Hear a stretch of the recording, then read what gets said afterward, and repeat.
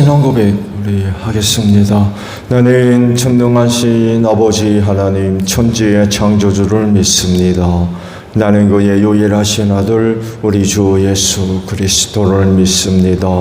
그는 성령으로 잉태되어 동정녀 마리아에게서 나시고 본디오 빌라도에게 고난을 받아 십자가에 못 박혀 죽으시고 장사된 지 사흘 만에 죽은 자 가운데서 다시 살아나셨으며 하늘에 오르시어 전능하신 아버지 하나님 우편에 앉아 계시다가 거기로부터 살아있는 자와 죽은 자를 심판하러 오십니다. 나는 성령을 믿으며 거룩한 공교회와 성도의 교제와 죄를 용서받는 것과 몸의 부활과 영생을 믿습니다. 아멘.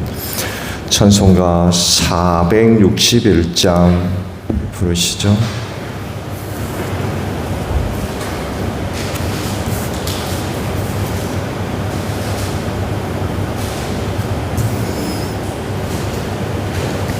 찬송가 461장입니다. 십자가를 질 수 있나 주가 물어보실 때 죽기까지 따르오리 성도 대답하였다. 우리의 심령 주의 것이니 주님의 영상 만드소서. 주 인도 따라 살아갈 동안 사랑과 충성 늘 바치오리라. 너는 기억하고 있나 구원받은 강도를 그가 회개하였을 때 낙원 허락받았다. 우리의 심령 주의 것이니 주님의 영상 만드소서. 주 인도 따라 살아갈 동안 사랑과 충성 늘 바치오리라. 걱정 근심 없는 그늘 너를 둘러 덮을 때 주께 내 영 맡기겠나. 최후 승리 믿으며 우리의 심령 주의 것이니 주님의 영상 만드소서. 주 인도 따라 살아갈 동안 사랑과 충성 늘 바치오리라. 이런 일 다 할 수 있나 주가 물어보실 때 용감한 자 바울처럼 선뜻 대답하리라. 우리의 심령 주의 것이니 주님의 영상 만드소서. 주 인도 따라 살아갈 동안 사랑과 충성 늘 바치오리라. 아멘. 말씀을 봅니다. 에스겔서 19장 1절에서 마지막 절까지 말씀을 봅니다. 너는 이스라엘 지도자들에게 불러줄 애가를 지어라. 너는 이렇게 불러라. 너희 어머니는 누구였느냐? 사자들 가운데 엎드려 있으면서 젊은 사자들 틈에서 제 새끼들을 기르던 남사자였다. 그 새끼들 가운데에서 하나를 키웠더니 젊은 사자가 되었다. 그가 사냥하는 것을 배워 사람을 잡아먹으니 이방 민족들이 소식을 듣고 함정을 파서 그를 잡아 갈고리로 꿰서 이집트 땅으로 끌어갔다. 암사자는 새끼를 기다리다가 희망이 끊어진 것을 깨닫고 제 새끼들 가운데에서 다른 것을 하나 골라 젊은 사자로 키웠더니 그가 사자들 가운데서 울리며 젊은 사자가 되었다. 그가 사냥하는 것을 배워 사람을 잡아먹으며 그들의 거처를 모두 파괴하니 성읍들이 황량해지고 그의 으르렁대는 소리에 땅과 그 안에 가득 찬 것들이 황폐해졌다.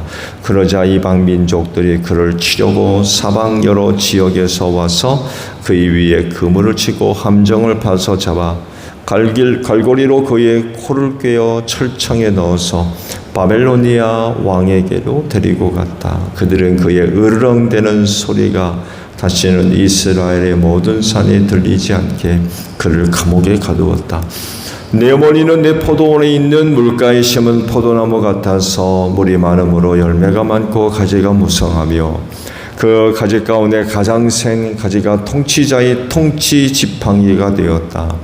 그 하나가 굵고 큰 가지들보다 더 높이 솟았고 많은 가지 가운데서 으뜩 솟았으나 그 포도나무가 분노 가운데 뽑혀서 땅바닥에 던져지니 그 열매가 동풍에 마르고 그 튼튼한 가지들은 꺾이고 말라서 불에 타버렸다. 이제는 그 나무가 광야에 가물고 메마른 땅에 심겨 있다. 그 가운데 큰 가지에서 불이 솟아나와 그 가지와 열매를 태워버리니 통치자들의 통치 지팡이가 될 만한 튼튼한 가지가 하나도 남지 않았다. 이것은 애가인데 사람들이 부르고 또 불렀다. 아멘. 오늘 아침에는요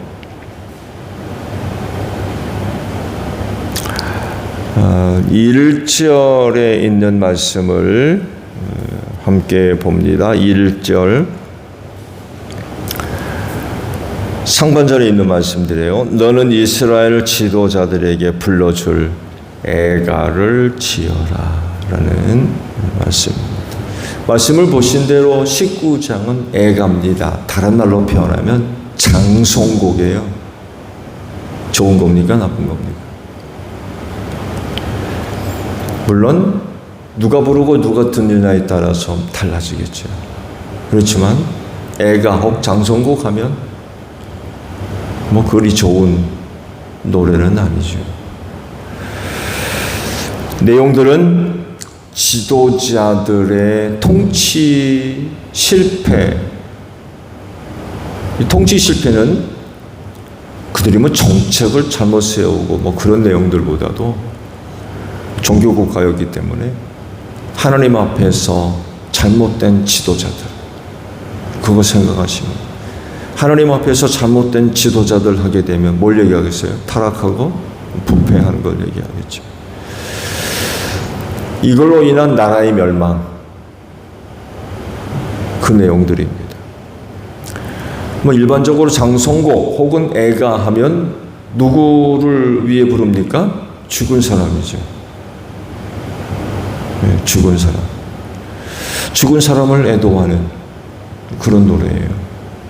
근데 에스겔에게 가르쳐 주신 그 애가는 그 대상들이 아직 살아있어요. 죽은 사람들이야. 산 사람들을 위해서 애가를 지어주셨던 거예요.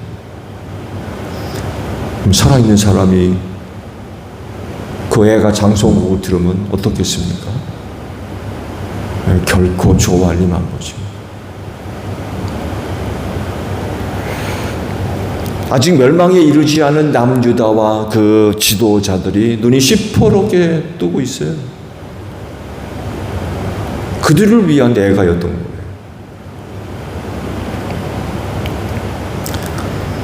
아직 눈 시퍼렇게 뜨고 있는 사람들을 위한 애가였지만 그럼에도 불구하고 하나님께서 에스겔에게 만들어주신 애가는 그렇게 될 거라는 얘기입니다. 그렇게 될 거다. 그래서 미리 애가를 불렀던 거예요. 미리. 내용은 두 가지죠. 그렇죠? 사자가 등장하고 포도나무가 등장합니다. 둘 다 다윗 왕조를 상징하는 의미들이에요. 사자, 포도나무. 이게 다 다윗 왕조를 상징하는 그런 그 말들로 사용되어졌었습니다. 남유다 말기의 역사적 그 상황, 사실적 상황을 고려한다 그러면 여기서 등장하는 사자와 포도나무가 누구를 이야기하는지 금방 드러납니다. 3절에 나오는 젊은 사자가 있죠. 이집트의 바로에게 붙들려간 여호아스를 얘기합니다. 5절 두 번째 사자가 등장하죠. 이 사자는 두 사람 중에 하나가 아니냐라고 추측을 합니다. 왜냐하면 바벨론으로 끌려간 사람이 두 사람이거든요. 여호야긴이나 시드기야, 둘 중에 하나입니다. 두 번째 표현은 10절 이하의 포도나무로 기록이 되어져 나오죠. 이미지가 바뀌었지만, 사자에서 포도나무로 바뀌었지만 동일한 내용이에요. 동일한. 단지 이미지만 바뀌었을 뿐이에요. 그래서 10절에 어머니라고 하는 그런 그 단어가 기록되어 있는데, 여기서 어머니는 남유다입니다. 남유다. 12절에 동풍이라는 그런 그 말씀이 상징적으로 기록되어 있죠. 동쪽에서 불어오는 바람 뭐겠습니까? 바벨로니아 제국입니다. 바빌로니아 제국이 침입해 들어와 가지고 포도나무니 뭐 다 말라버리고, 그러니까 바벨론 제국의 침입을 받아 가지고 남유다가 쫄딱 망했다는 얘기예요. 다윗 왕조가 완전히 단절되어 버립니다. 이때. 그래서 그 이후로 다윗 왕조가 회복되지는 못해요.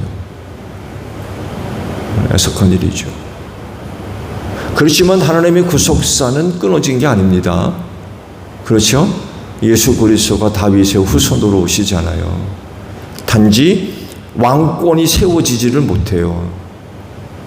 바벨로니아의 침입 이후로 이 다윗 왕조가 그냥 무너져 버렸습니다.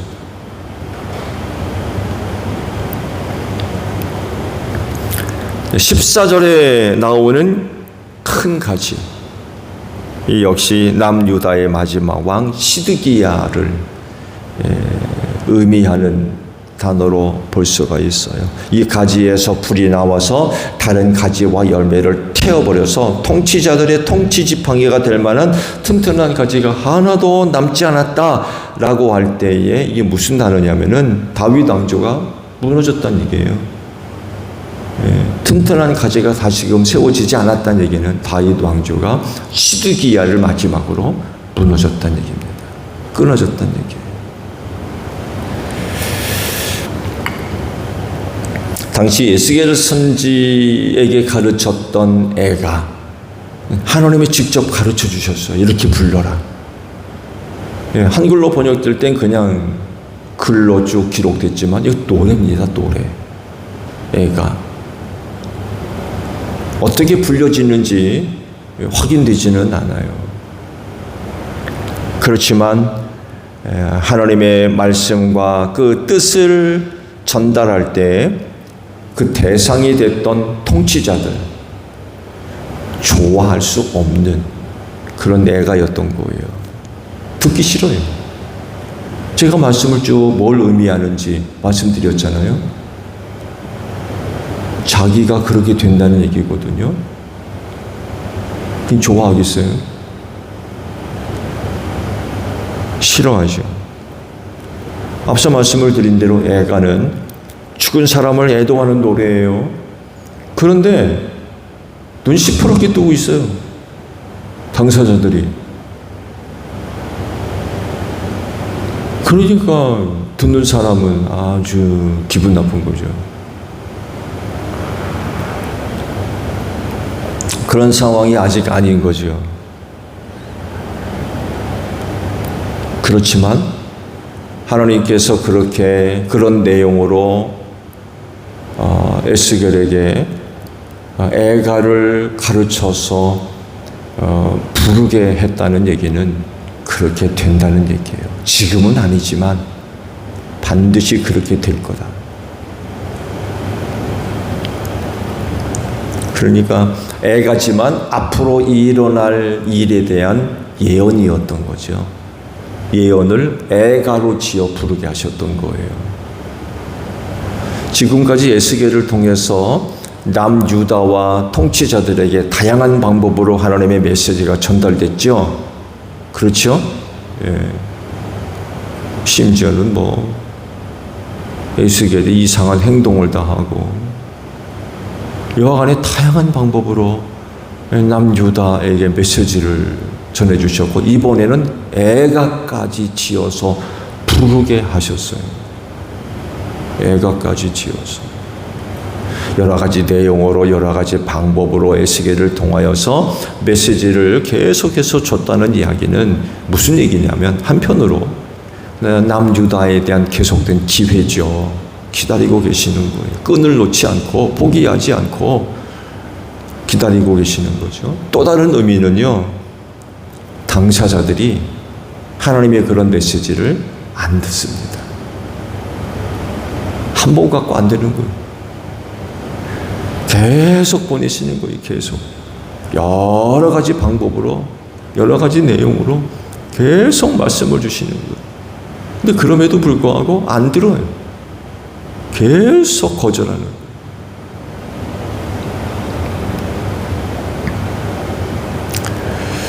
더군다나 이번에는 애가거든요. 애가. 그러니 가뜩이나 내용도 안 좋은데 애가까지 부르니 그 당사자들이 이거 얼마나 싫어하겠습니까?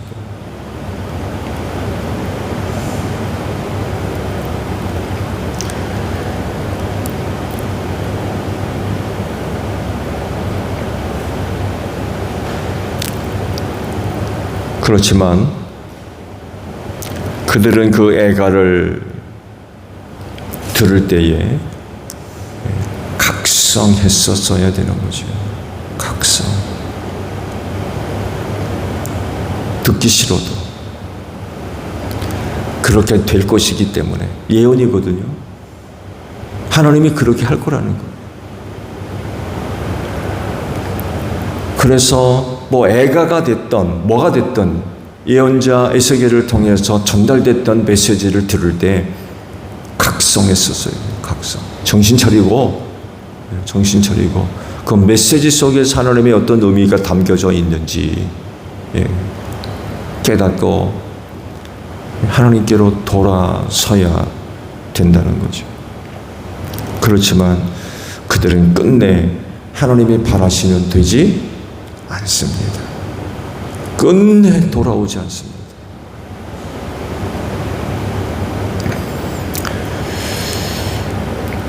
결국 애가의 내용들을 보게 되면 남유다가 종말을 고하고 다윗 왕조가 단절돼 버리는 이유 한 가지를 발견할 수 있죠. 남유다의 말기 왕들이 하나님 앞에서 잘못된 길을 걷는, 죄 짓는 거죠. 잘못된 길을 걷는 그 결과였다는 거예요.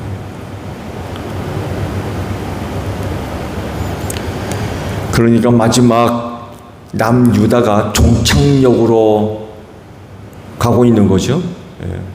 그 종착역은 막장입니다. 막장.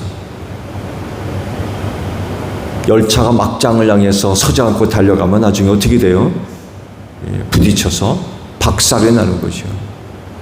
남유다가 종착역에 가까워지면 가까워질수록 그때의 통치자들의 모습들을 쭉 보게 되면 그야말로 막장입니다. 남유다 말기에 등장했던 왕들의 모습 보게 되면 우상숭배자요, 뭐 온갖 부패와 타락을 저지르는 그런 사람들이었어요. 그러니 나라를 하나님 앞에 바로 세울 수 있겠어요? 통치자가 저 지형인데 다 타락하는 거예요. 다 부패하고 우상숭배하고 율법 버리고 말씀 지키지 않고.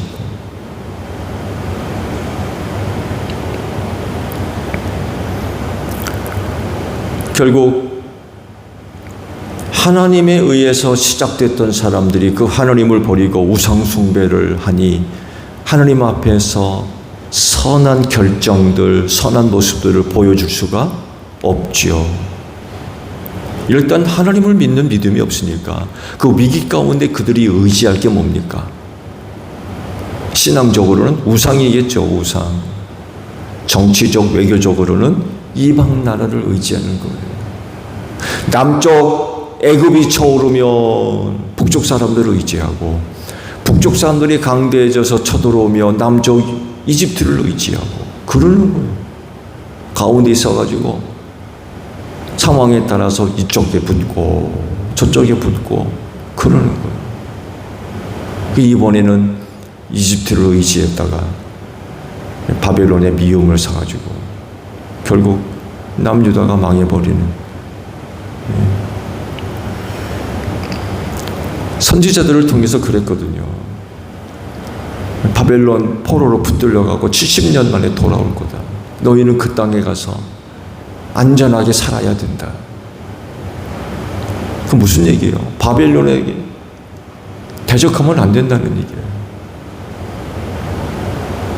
근데 남유다의 마지막 왕들의 모습들을 보게 되면 이런 하나님의 말씀을 듣지를 않아요. 남유다를 바벨론 제국에 넘기셨기 때문에 바벨론 제국과 잘 지내야 된다는 거예요. 그래야 나라가 유지되고, 포로로 붙들려 갔다가 돌아올 건데 그 땅에 바벨론으로 포로로 끌려가서도 거기서 잘 지내야 된다는 거예요. 근데 그러지를 않는 거죠. 이집트 썩은 동아줄이죠. 그거 의지했다가 결국 바벨론 제국 마지막 3차 침입을 받아가지고 남유다가 망해버리고 다윗 왕조는 끊어지는 이런 일이 일어나고 말았죠. 이런 그 내용들을 볼 때에 지도자의 그 역할, 태도가 얼마나 중요한가를 알 수가 있죠. 사무엘 상하, 열왕기 상하가 바로 이런 내용들을 우리에게 말씀을 하고 계시죠. 사무엘 시대, 또 열왕 시대의 왕들이 하나님 아버지 앞에 보여줬던 모습들.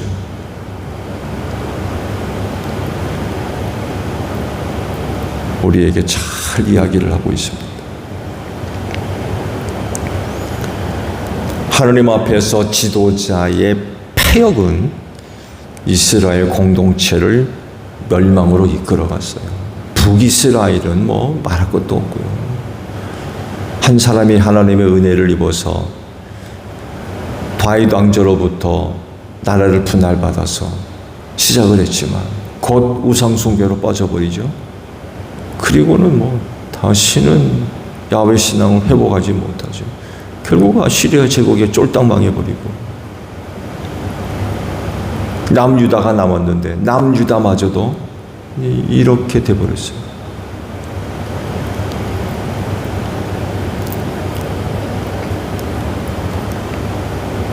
마지막 14절의 말씀을 보게 되면 사람들이 이 애가를 부르고 또 불렀다라고 말씀을 하고 있죠. 근데 궁금하죠. 이게 무슨 내용의 애가인 줄 알고 불렀을까? 무슨 내용인 줄 알고 불렀을까? 무슨 의미인지 제가 설명을 쭉 드렸습니다만 해도 사실은 부르기가 굉장히 두려운 애가예요. 말씀드렸잖아요. 대상자들이 눈 시퍼렇게 뜨고 살아있어요. 애가는 죽은 사람들을 애도하기 위해 부르는데 당사자들이 살아있단 말이에요. 그것도 왕입니다. 왕. 그러니 애가를 부르면 자칫 잘못됐다가 붙잡혀갈 수 있어요. 근데 사람들이 부르고 또 불렀대요. 알고 불렀던 걸까요? 알고 부르면 굉장히 위험스러운 내용인데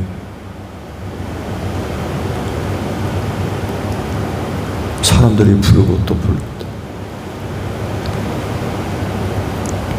근데요, 알고 불렀다고 하면 그들은 책임이 더 커요. 왜냐하면 애가의 의미를 알고도 하나님 앞에서 스스로 겸비하고 돌이켜 각성하지 않기 때문에 그래요. 부르기만 해요.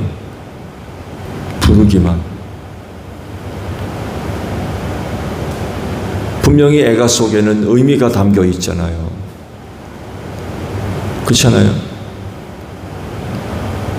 알고 불렀다면 그 의미를 알고 각성해야 되는데 부르기만 해요.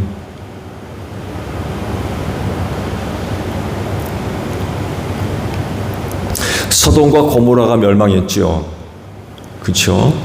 아브라함이 하나님을 만났을 때 소돔과 고모라가 하나님의 심판을 앞두고 있다는 걸 알았죠. 그리고는 그 성을 위해 중보하죠. 그렇죠? 의인 50부터 시작해서 의인 10명까지 내려갑니다. 그 아브라함이 더 이상 내려갈 수가 없어가지고 의인 열에서 그쳤죠. 두 성이 의인 열이 없어서 쫄딱 망했습니다. 이런 내용들을 볼 때 애가를 부르면서 각성한 지도자들이나 백성이 있었다는 얘기입니까? 없었다는 얘기입니까? 없었다는 얘기예요. 부르기만 해요. 그냥 부르기만.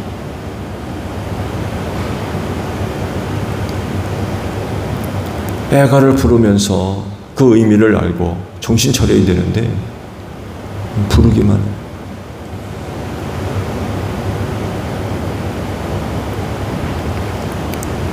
소돔과 고모라가 의인 열이 없어서 망하는 거, 그게 말이 됩니까?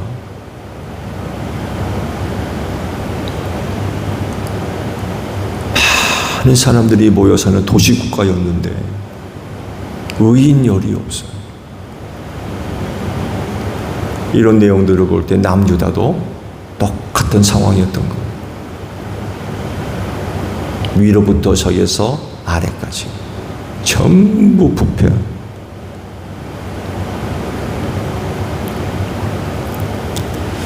사람들이 부르고 또 불렀다라고 할 때 궁금증이 생겨요. 도대체 그 하나님께서 에스겔에게 가르쳤던 그 애가는 어떤 곡조였을까? 내용은 굉장히 좀 안 좋은 내용이지만 사람들이 부르고 또 불렀다라고 그러면 일단 부르기 쉬웠을 것 같고요.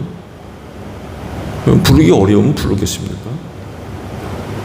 슬픈 내용이고 부정적인 내용이지만 부르는 사람들이 그 부르는데 전혀 어려움이 없었던 것 같아요. 근데 부르고 또 불렀다는 이야기는 부르기 쉬웠다는 얘기고요. 그 곡조가 부르기에 굉장히 좋았던 모양이에요.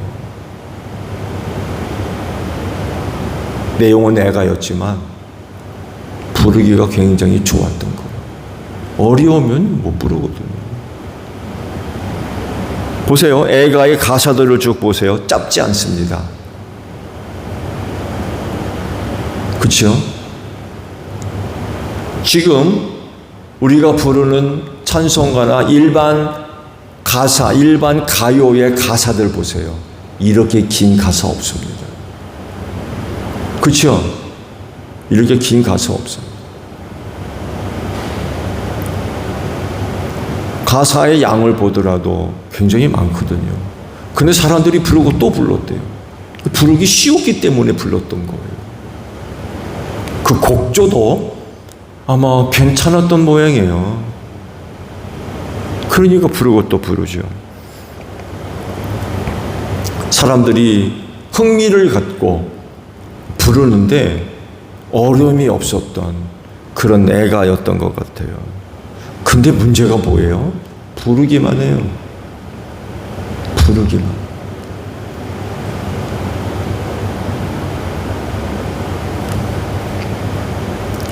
그거를 부르고 그 노래를 들을 때마다 각성해서 정신 차리는 그런 그 모습들이 있어야 되는데 그러지를 못했다는 것. 이런 그 반응들을 볼 때에 듣기만 해서는 안 됩니다. 보기만 해서도 안 되고 부르기만 해서도 안 돼요. 거기에 하나님의 뜻이 담겨져 있다고 하면 영적으로 깨달음을 얻고 각성을 해서 자신을 하나님 앞에 바로 세우는 이런 모습까지 있어야 된다는 거예요. 보기만 하면 뭐예요? 듣기만 하면 뭐하고 부르기만 하면 뭐하냐 말이에요. 더군다나 하나님으로부터 온 말씀이잖아요. 그러면 보고 듣고 부를 때마다 각성을 해서 자기 자신을 하나님 앞에 바로 세우는 이런 그 모습들이 있어야 된다는 거죠. 근데 남유다 백성들이나 지도자들은 전혀 그런 모습들이 없었던 거죠. 애가까지 불러 들려주었지만 헛된 것이 되어버립니다. 사람들이 부르고 또 부르지만 아무런 의미가 없는.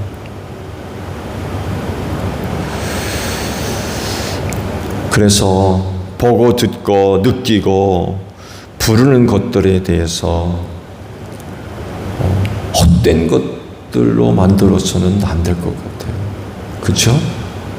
우리는 벌써 보잖아요. 여러분들은 성경을 앞에다 놓고 보고 계시잖아요.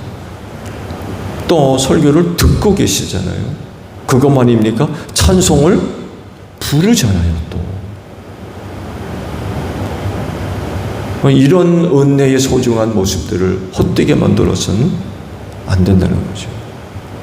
거기에 따르는 합당한 열매들이 있어야 된다는 것입니다. 그래서 영적으로 민감하게 반응할 수 있어야 되고요. 그래서 각성해서 자신을 살펴 하나님 앞에 늘 바로 세우는 그 애씀이 꼭 필요하다는 거죠.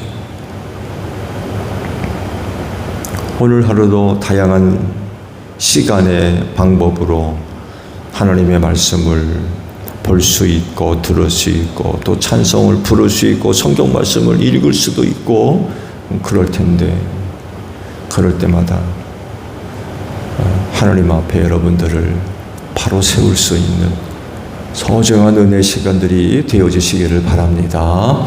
주기도문 합니다. 하늘에 계신 우리 아버지, 아버지의 이름을 거룩하게 하시며 아버지의 나라가 오게 하시며 아버지의 뜻이 하늘에서와 같이 땅에서도 이루어지게 하소서. 오늘 우리에게 일용할 양식을 주시고 우리가 우리에게 잘못한 사람을 용서하여 준 것 같이 우리 죄를 용서하여 주시고 우리를 시험에 빠지지 않게 하시고 악에서 구하소서.